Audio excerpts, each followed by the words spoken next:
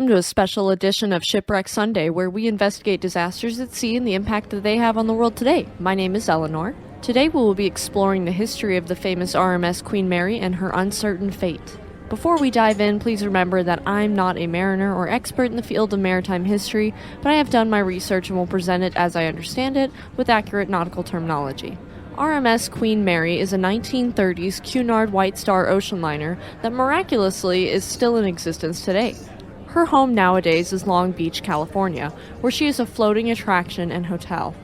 She was one of the rare ships built under the Cunard White Star name just after the merger, and before the name switched back over to Cunard. The Queen Mary has a rich history, though her future seems bleak. If you're wondering why, we'll get into that in a bit. Before that, we will briefly go over her history. RMS Queen Mary was built by John Brown and Company in Clydebank, Scotland for Cunard White Star, being ordered on April 3, 1929, and construction beginning on the ship, then known only as Hull number 534, in December of 1930. Construction was halted in December of 1931 due to the Great Depression, with Cunard having to take out a government loan to complete the liner. She was completed after the Cunard White Star merger in 1934, being launched on September 26th of that year. She would run the Southampton to New York City route with a stop in Cherbourg, much like Titanic's route. She was named after Mary of Teck, the consort of King George V, and the naming of the ship has an interesting, unconfirmed story. Apparently, the ship was going to be named Victoria to stick with Cunard's traditional suffix of IA. However, when Cunard went to King George V and asked if they could name their brand new ocean liner after, quote, the greatest queen, he responded that his wife, Mary of Teck, would be honored. So then Cunard knew they couldn't just name the ship Victoria and slight the king, thus naming the legendary ship RMS Queen Mary. The story is not confirmed, but is incredibly interesting, and I personally hope it's true. RMS Queen Mary is a big, beautiful liner, weighing in at 80,774 gross registered tons when she was built in 1936, and later weighing 81,237 gross registered tons in 1947. She is 1,019.4 feet long, has a 118-foot beam, a height of 181 feet, and a draft of 38 feet 9 inches. She maxed out at 28.5 knots for her service speed, though in her acceptance trials she was able to reach a maximum speed of 32.84 knots. Queen Mary was built with 24 Yarrow boilers powering 4 Parsons steam turbines that supplied steam power to 4 propellers, each one turning at 200 RPM. RMS Queen Mary sailed on her maiden voyage from Southampton to New York City on May 27, 1936. She sailed at high speed for the majority of her maiden voyage, only having to slow due to heavy fog on the final day of the crossing, and she arrived in New York City on June 1, 1936. Despite being more popular than her rival, the French line's Normandy, she was heavily criticized for her traditional design. Essentially, she was an upscaled version of pre-World War I ocean liners, with the exception of her cruiser's stern, with her Art Deco interior seeming conservative in comparison to the decadence of Normandy. However, RMS Queen Mary remained ever popular according to the number of passengers she carried across the Atlantic.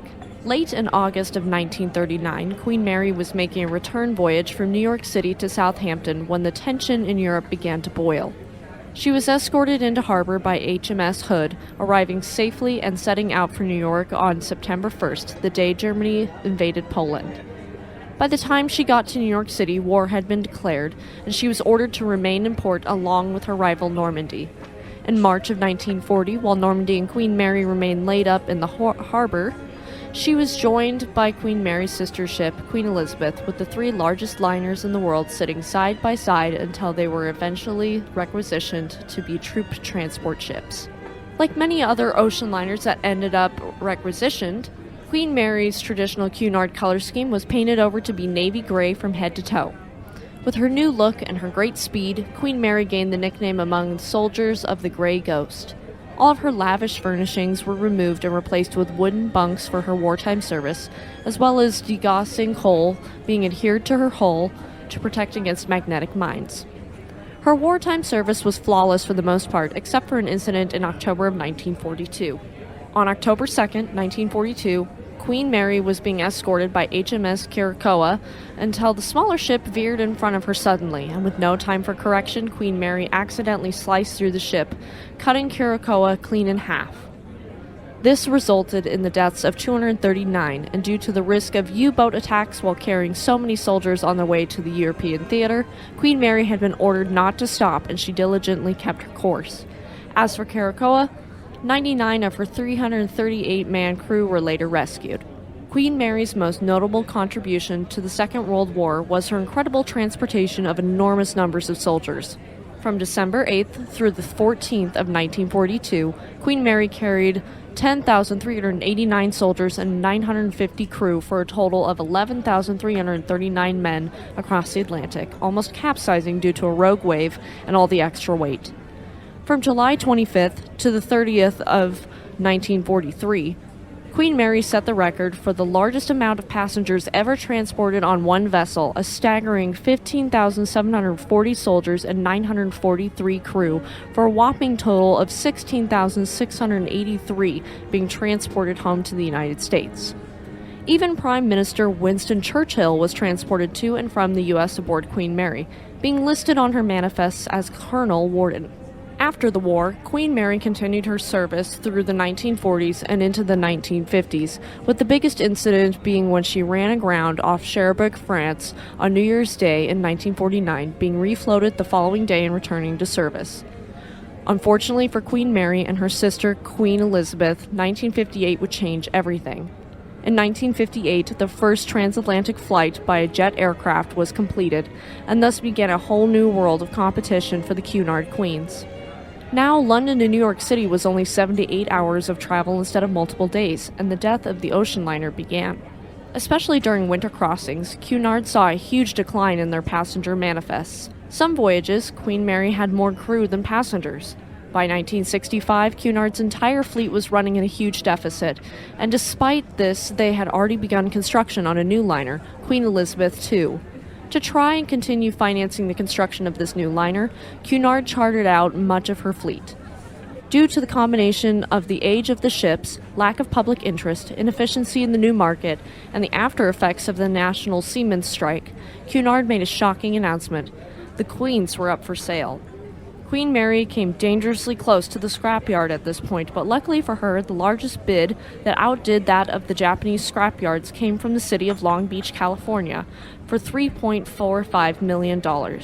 So when she retired from service in 1967, Queen Mary made her 1,001st and final voyage to Long Beach after having carried 2,112,000 passengers over a whopping 3,792,227 miles. She sailed from Southampton for the last time on October 31st, 1967, with Captain John Treasure Jones, her captain since 1965, joined by 1,093 passengers and 806 crew. After rounding Cape Horn, she arrived in Long Beach on December 9th of that year, becoming a permanently moored tourist attraction, hotel, museum, and event facility. However, this is not the end of Queen Mary's story. In fact, let's get into the meat and potatoes of this video, the fate of Queen Mary.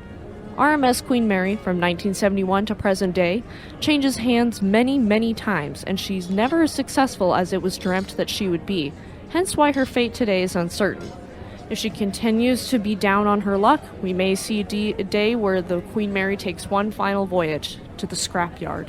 On May 8, 1971, the Queen Mary partially opened in Long Beach as a tourist attraction for Jacques Cousteau's planned Living Sea Museum, with only portions of the ship open since specialty restaurants had not opened its dining areas and Pacific Southwest Airlines had not completed their work inside the ship yet. Because of this, the ship was only opened on the weekends for guided tours. By December 11th of that year, Jacques Cousteau's Museum of the Sea opened, with a quarter of its planned exhibits ready. By the close of the 1970s, Cousteau's museum flopped due to low ticket sales and the deaths of many of the fish that were housed there. Despite Cousteau's flop, on November 2, 1972, Pacific Southwest Airlines opened Hotel Queen Mary with its initial 150 guest rooms, opening all 400 finished rooms in 1974. With that, PSA brought in Hyatt Hotels to manage and run the hotel, operating from 1974 all the way to 1980 as the Queen Mary Hyatt Hotel. Unfortunately, this bit of good fortune was short-lived. By 1980, it was clear there were cracks in the existing system. The ship was losing millions of dollars per year because the hotel, restaurants, and museum were all run by 3 separate companies. Meanwhile, the city still owned the vessel and operated guided tours, so these 3 companies were all paying lease payments that ate into Queen Mary's profitability. It was decided then and there that the ship needed to be managed by one singular company that specialized in attractions and entertainment venues. This is where Jack Rather comes into play. He was a millionaire local to Long Beach who absolutely loved the Queen Mary and had sailed aboard her with his wife many times. Because of this love affair with the ship, he signed on to a 66-year lease with the city of Long Beach, California, to operate the entire property, the hotel, restaurants, guided tours, museum, all of it. Rather Port Properties, as his company was known, also oversaw the display of the H-4 Hercules, nicknamed Spruce Goose, which was a transatlantic aircraft that could land on water. He added this in 1983, and it made the Queen Mary more attractive.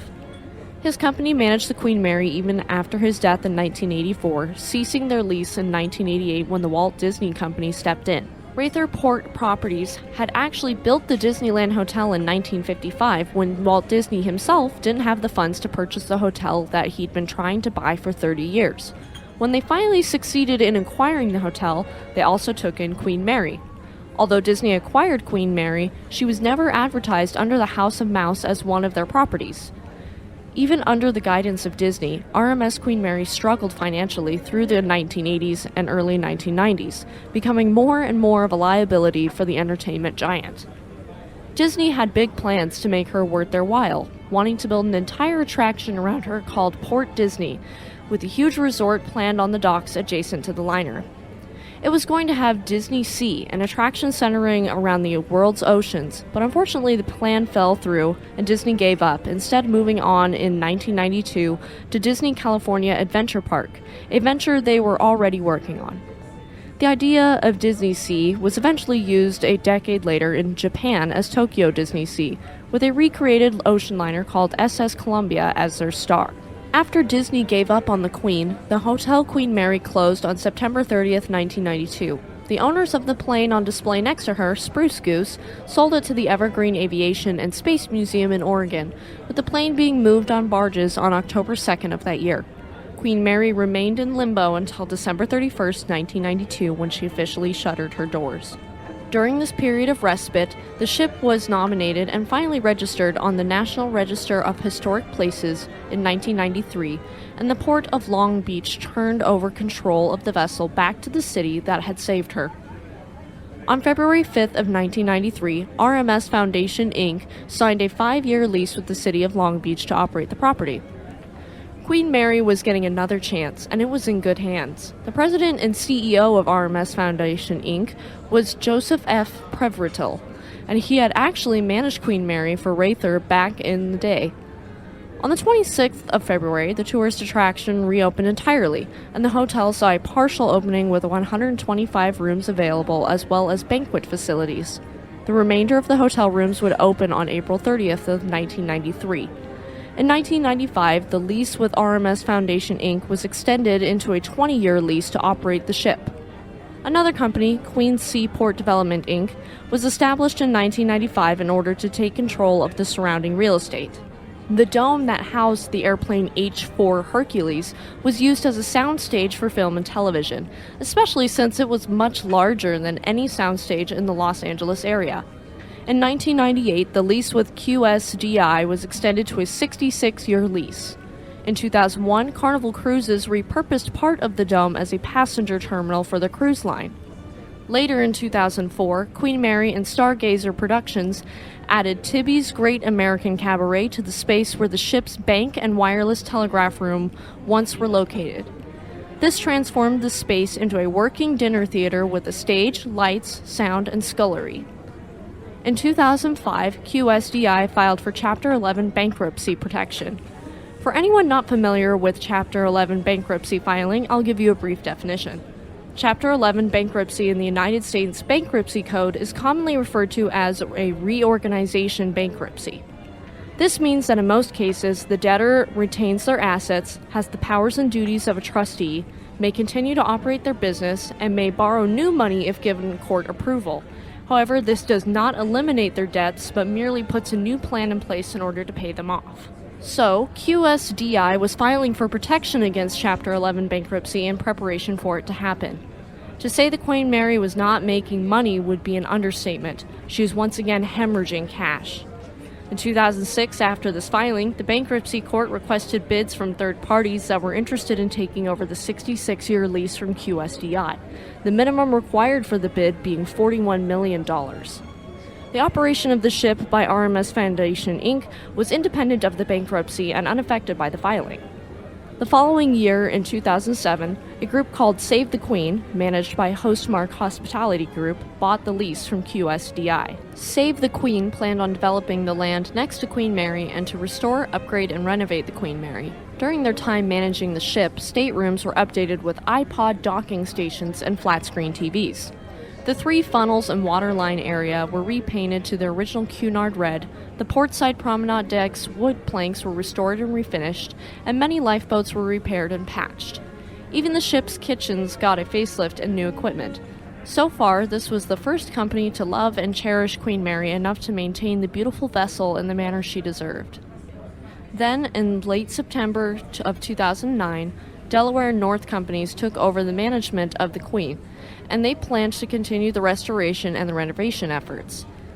They were bound and determined to make the ship a profitable attraction for Long Beach, but in April 2011, Delaware and North informed the city that they were no longer managing the ship.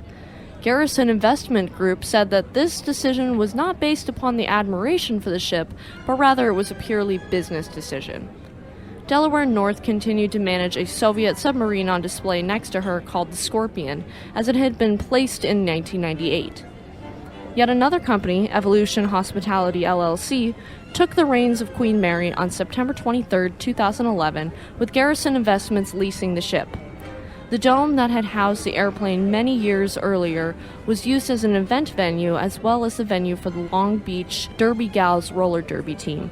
There was no change in management for 5 years until 2016 when a real estate company called Urban Commons bought the lease, which extends to 2082 by default, obligating them to perform the ship's daily upkeep and long-term maintenance. Carnival Cruises ended up completely taking over the adjacent dome and made efficiency improvements.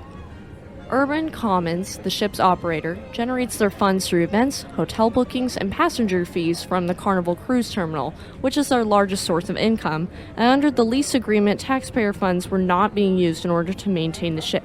Urban Commons had to pour thousands of thousands, if not millions of dollars into renovating the ocean liner and developing the 45 acres surrounding her. They were responsible for developing parking with a boutique hotel, a marina, restaurants, jogging trails, bike paths, an amphitheater, and possibly an enormous Ferris wheel. All of this costing $250 million. However, much of this is still left undone.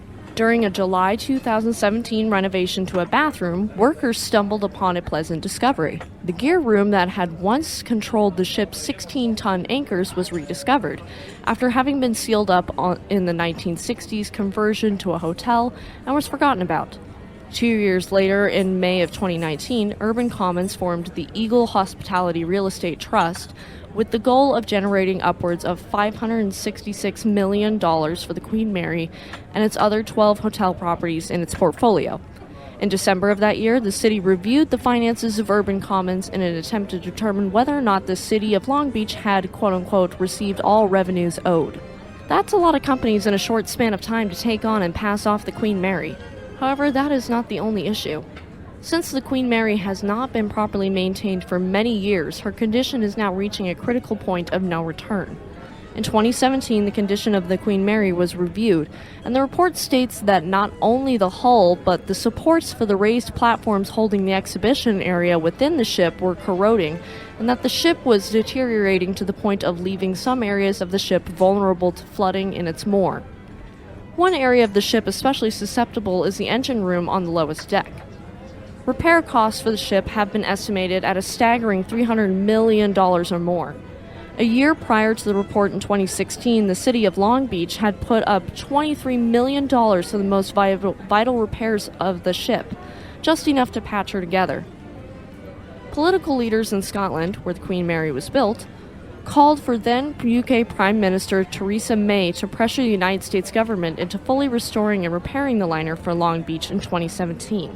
2 years later in 2019, the engineer responsible for the 2017 inspection, Edward Probonic, issued a report stating the ship was in the worst condition he had ever seen a ship in his 25 years as an engineer, which is incredibly sad for such a historic and beautiful ocean liner. Probonic also claimed the neglect of her Queen Mary had only gotten worse since Urban Commons had acquired her, and concluded that, quote, without an immediate and very significant infusion of manpower and money, the condition of the ship will likely soon be unsalvageable, end quote. That, dear listeners, could mean the scrapyard for the Queen Mary. Now, to be fair, some city officials have called Probonic's view of the ship's disrepair pessimistic and hyperbolic, and that a, quote, significant amount of work has been done to the ship. However, I have to politely disagree. The flooding of the Grand Ballroom with sewage after a pipe burst because it was only repaired with a slap of duct tape doesn't seem hyperbolic to me. A large amount of water in the ship's bilge does not seem hyperbolic to me. And recently applied paint on the ship's funnels, already peeling due to a shoddy paint job, doesn't seem hyperbolic and pessimistic to me. The Queen Mary is in a delicate and desperate situation, and I find Probonic credible enough to take his evaluation seriously. The $23 million set aside for 27 urgent repair projects ran out in 2018, with only 19 of the 27 projects completed as of September 2019. There was also significant cost overruns. For example, the cost of fire safety repairs was originally estimated at $200,000 and is now estimated at $5.29 million. 2 of the remaining issues are considered critical, including the removal of the rotting lifeboats that are in danger of collapsing. To hear such a beautiful liner to be in such disarray is truly devastating, especially to us ship aficionados. The city of Long Beach had something to say about it in October 2019 when they warned Urban Commons that they were failing to uphold their commitment to repairing and maintaining the Queen Mary, putting them in serious danger of defaulting on their 66-year lease agreement. Urban Commons must have panicked a little bit because they released an updated plan for repairs, including the removal of the lifeboats, which in of itself would cost around $5 to $7 million. As we are all aware, in March of 2020, the COVID-19 pandemic spread across the United States and sent most states into full lockdown. This included California and the city of Long Beach, with the Queen Mary closing in May of 2020. The Queen Mary has remained unopened ever since, with the overseer for the corporations operating the Queen, Eagle Hospitality Trust, filing a motion in federal bankruptcy court to auction off its lease in March 9th of 2021. Court filings by the city of Long Beach state that Urban Commons repair work was either incomplete or done incorrectly and would more than likely have to be redone. With the current state of the vessel, it cannot be reopened until some of the more critical repairs are completed. In other court filings, Eagle Hospitality Trust claimed the lease of the Queen Mary was their most valuable asset, and there were no bidders on the lease after all of Eagle's other hotel properties were sold at a bankruptcy court auction. Eagle Hospitality Trust ended up surrendering their lease back to the city, and Long Beach once again took the reins of the Queen Mary in June of 2021. An architecture and marine engineering firm performed another inspection after being hired by the city, and they found that yet another $23 million was needed for urgent safety repairs in order to just keep the ship afloat and salvageable over the next 2 years. The report also stated that the ship has the potential to flood or even capsize, which could ruin the Queen. On September 21st of 2021, the Long Beach City Council voted on the fate of the Queen and ultimately decided to turn the Queen Mary and surrounding Pier H over to the Harbor Department, with the lifeboats finally being removed as they were putting stress on the already fragile shell of the ship. So, with all of this financial drama and critical damage to the Queen Mary, where does that leave her? As of right now, she sits dormant in her moor with no further updates on her repairs, reopening, or restoration to her former glory. To wrap up my thoughts on this, I'm first going to tell you my opinion on what I think is going to happen to the Queen Mary and what I think should happen to the Queen Mary. Just keep in mind that these are purely my thoughts. I unfortunately think that Queen Mary will continue to deteriorate until the worst outcome happens and she either floods or capsizes, rendering her unsalvageable and she's sent off to a scrapyard. After doing so much research into shipwrecks, I found that there is a lot of human error and mistakes made when it comes to ships. And I think humanity has at least one more mistake in them. It would be horrifically sad if this historic war veteran of a ship ends up in a scrapyard simply due to negligence, but I could see it happening and happening sooner rather than later. What I think should happen is either the United States federal government, the city of Long Beach, or Cunard themselves should fork up the money to repair this piece of history. History is priceless, and once a piece of it is gone, it can never be recovered. The Queen Mary is so dear and special to so many, and she's done such incredible things in her career that I think it would not only be a shame, but an unjustifiable waste to let her continue to rot away. She should be repaired and restored and then dry docked like the last surviving White Star Line ship, tenderboat SS Nomadic, is in Belfast, Ireland. This way it reduces the amount of environmental damage inflicted upon the ship. While sitting in her moor, she is merely rusting and rotting away. Unfortunately, the fate of the Queen Mary is still yet to be seen, but given enough time and money, anything is possible, including saving this historic vessel. As of the recording of this episode, the RMS Queen Mary remains closed to the public. Thank you for tuning into this special bonus episode of Shipwreck Sunday. If you liked this episode and are listening on YouTube, please give us a like, leave us a comment, and subscribe to our channel.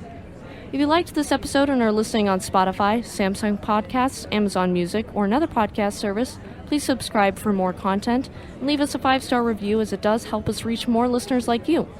Tune in later today for the story of Sultana, the worst maritime disaster in the United States history, and tune in next week for the story of the Great Lakes cargo freighter SS Edmund Fitzgerald. Have a great week, and we'll see you next time.